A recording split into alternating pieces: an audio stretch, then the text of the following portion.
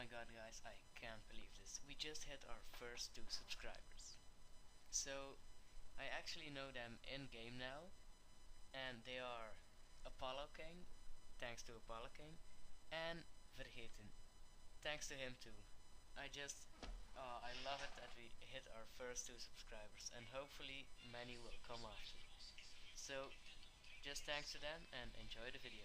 Hello guys, today I'm gonna do a money making guide, and it is going about the Queen Black Dragon. So the Queen Black Dragon is actually one of the best money making guides in the whole of RS. So if you can do this, it's really good, but it gets quite boring after a while. But as long as you're motivated, you're gonna make bank. So you also don't need to be lucky to get money here.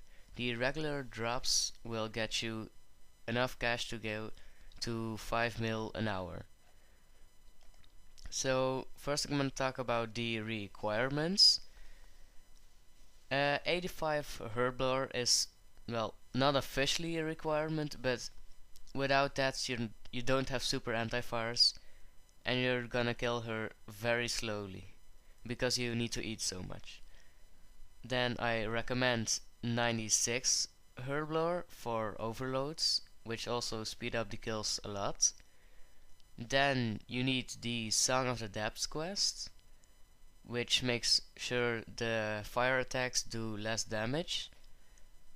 And then the third thing, 60 summoning. It is required just to fight her, but I recommend to have 96 for a pack yak, so you can bring much more food than usually. Then 92 prayer for soul split, helps a lot to heal a bit while you're fighting her, and 95 prayer for the anguish prayer can also help a lot.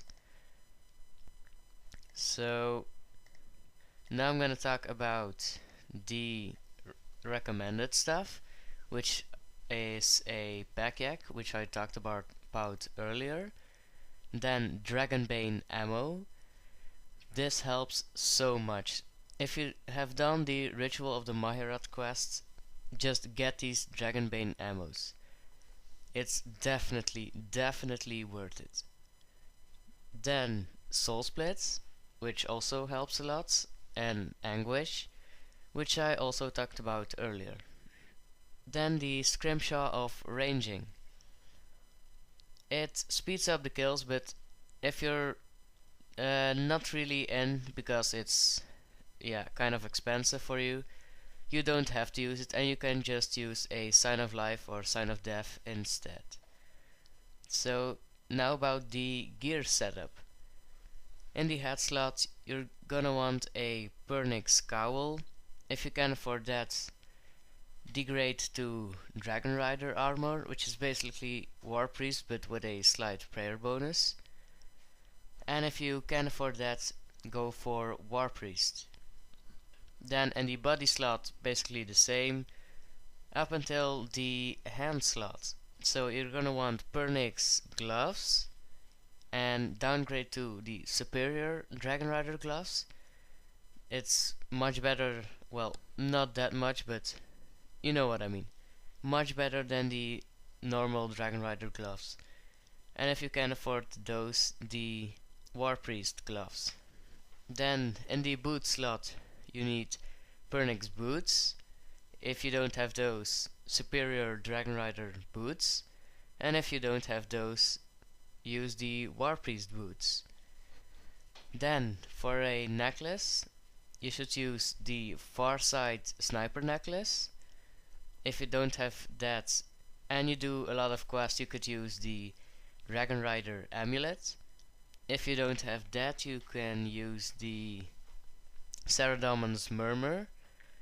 And if you don't have that, you can also have a Fury or even a Glory. But I think you can afford a Fury if you're able to take on this beast.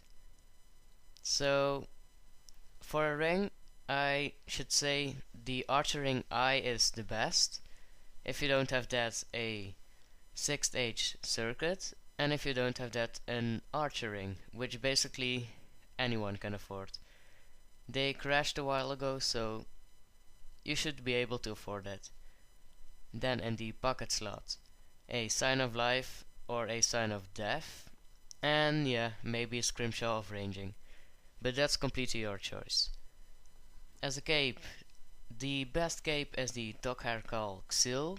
If you don't have that and you done the quest, a Avas Alerter, and if you don't have that, a Skill Cape. Then as a weapon, the best weapon is an Ascension Crossbow. The reason I did not put a Noxious Crossbow here is because you can't use Dragonbane ammo with it. The Dragonbane ammo makes a large difference. So if you can't use Dragonbane ammo, it's not really worth it. So just get these Ascension Crossbows instead. Then from Ascension Crossbows you can downgrade to Chaotic Crossbows, and if you don't have a Chaotic Crossbow, you should use a Royal Crossbow. Then for Aura, the Penance or Vampirism Aura is my recommendation. I personally think these are the best two auras, so yeah. If you want to use another aura you can, but I think these are the best. So now I'm gonna talk about the tactics you should use. So the Queen Black Dragon will often spawn these firewalls. You should not try to dodge them, you should just tank them. She will spawn Tortured Souls. You also need to tank those. And on the fourth phase she will do an extreme Dragon Breath, which is very hot, and you should make sure you're not standing in the middle, then you're okay. And just tank that. There's not really an option for that one, but just make sure you are on the sides of the platform.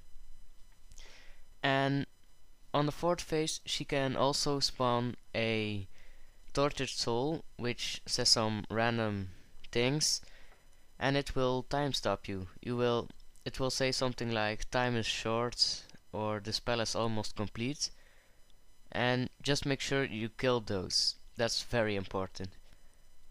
And yeah, for the rest, just tank everything and kill her as fast as possible. So now I'm gonna talk about the loot you get from the Queen Black Dragon. So you don't need to be lucky at all to get money there. The regular drops such as Dragon Bones, Royal Dragon Hide, and Lambda Dimes, Torstals, they get you enough money to make the 5 mil an hour. But if you get lucky and you get a lot of royal pieces, that's really cool and it's a huge bonus to your money per hour. Or maybe you even will get a draconic visage, but the chance you get that is not that big, although it's one of the biggest chances for a dragon in RS. But yeah, that's only normal, I think. And you also get these weird drops like a dragon dagger and dragon spears, or just a bunch of talismans. It happens sometimes, just ignore those drops. Well, I did get 200 battle stabs once, but that's an exception. And yeah, you should just focus on the normal loot. So, thank you for watching and see ya.